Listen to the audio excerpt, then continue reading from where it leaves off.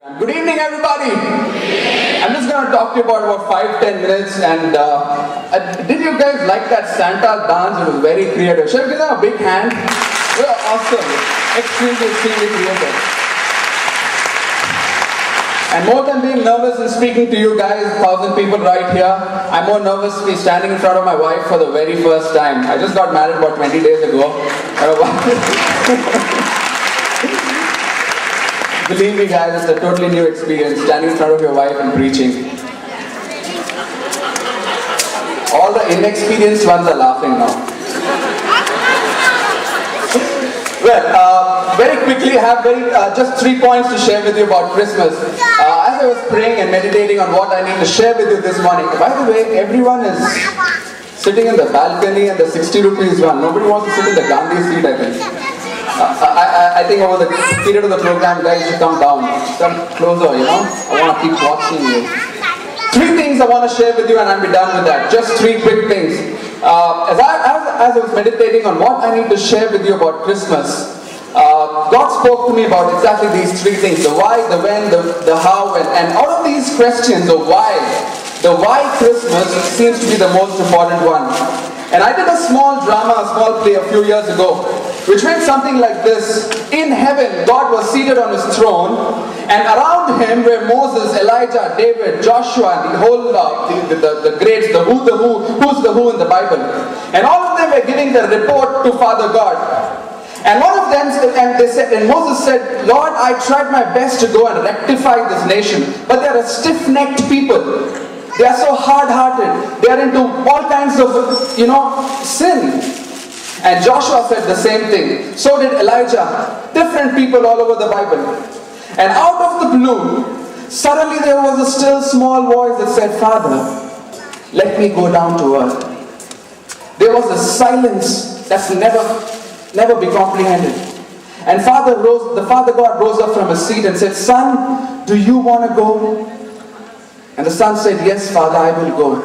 The father said, Do you know what it will cost you? The son said, Yes, Father, I know it will cost me my life. I know it will cost me my life. Father, send me down. And so the story of Christmas began. This is sort of not from the Bible, but this is my own imagination. And I guess I'm very close to what really happened up there. Why Christmas? 3 quick things and I'll end. Number 1. Christmas, Jesus came down to earth to remove the regrets of the past. Jesus came down to earth to remove the regrets of the past. I recently read about a story of a girl. I'm going to change her name. Let's call her Sarah. Sarah, who was working in a call center in Hyderabad. It's a true real-life story. She was working in a call center in Hyderabad in one of those multinational company famous parties in Grand Kakatiya or stuff like that. She went into some sort of dirt. She slept with an American who was also there. And 3 years later, they had a kid. The American left her. She was left high and dry. She was fired from her company. She wanted to commit suicide twice when a social service organization rescued her. Her regret of the past, in her interview with the newspaper, she said, I regret doing that. If you had given me 1 second, somebody had stopped me at that very door. 1 second if you had stopped me, I would have been a different person today. Regret of the past. I don't know about you. I'm sure every one of us in this room have some regret of the past. Maybe if you studied well, you would have got a better job. Maybe if you hadn't mixed with that particular group of friends, you wouldn't be smoking and doing drugs today. Maybe if you listened to your parents, you would have a bright future. But you have a regret that you want to eradicate. The good news is, Jesus has come to remove the regret of the past. The Bible says in Isaiah chapter 43 verse 25, I will blot out your transgressions, I will remember your sin no more. Pause for a minute with me. Can you think of a God who forgets?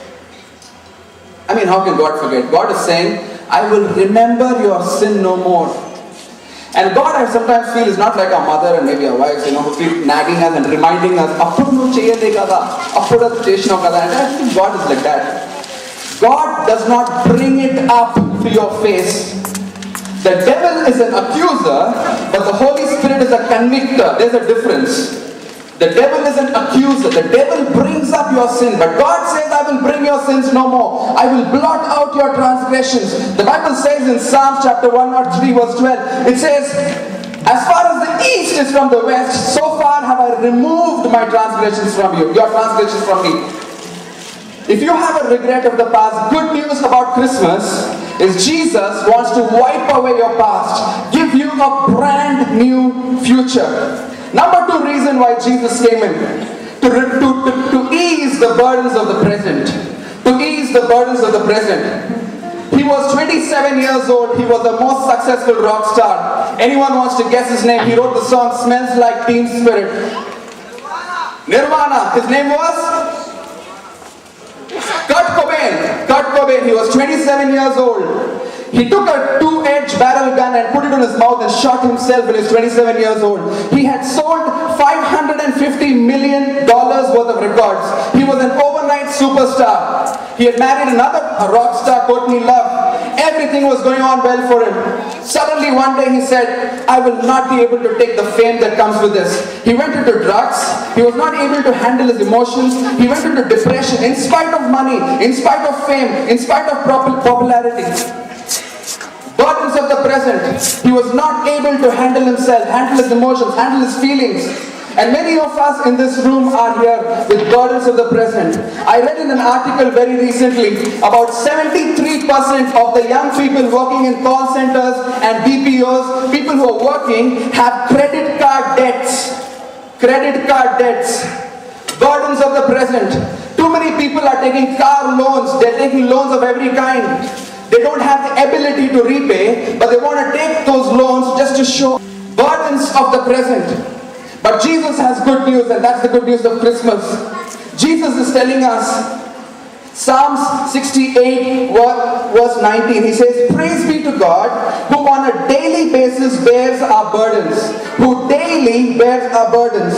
1 Peter 5:7, if you went to Sunday school, you know this. He says, cast all your cares upon me, for he cares for you.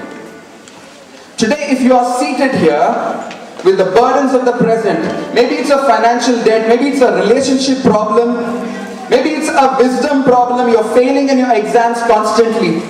God is telling you today, the burdens of the present. Jesus has come to this world to remove the burdens of the present. Quickly and finally, third point, and I will finish with that. The fear of the future. He's a very successful evangelist today. While he was 18 years old, he had 19 backlogs. He went to the railway train hoping that he would commit suicide. God suddenly met him on the way to the track. And God said, do not worry. I am your God of your tomorrows. I am El Elyon. I am the sovereign God, the most high God. I will make a roadway in the wilderness.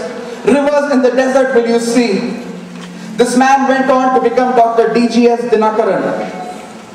Today, if you are in a state where you say, I have no future, I'm so dumb, I'm so broke, I can't even pay attention.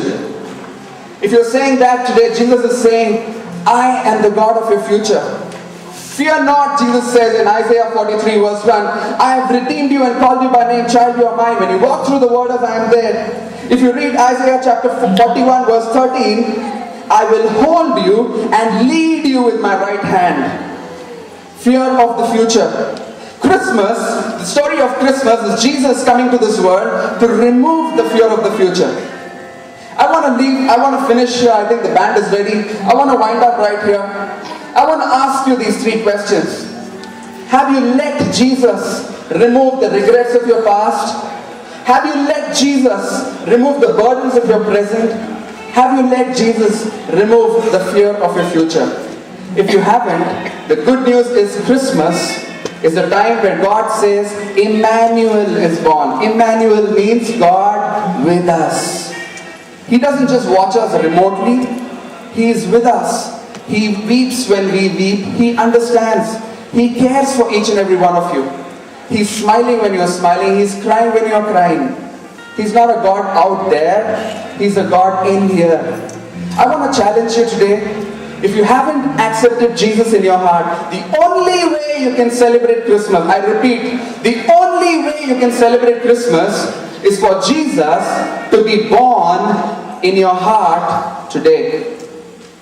The only way you can celebrate Christmas is for Jesus to be born in your heart today. And when you do that, Jesus will remove the fear of the regrets of the past, the burdens of the present, and the fear of the future. Amen. Amen. Thank you.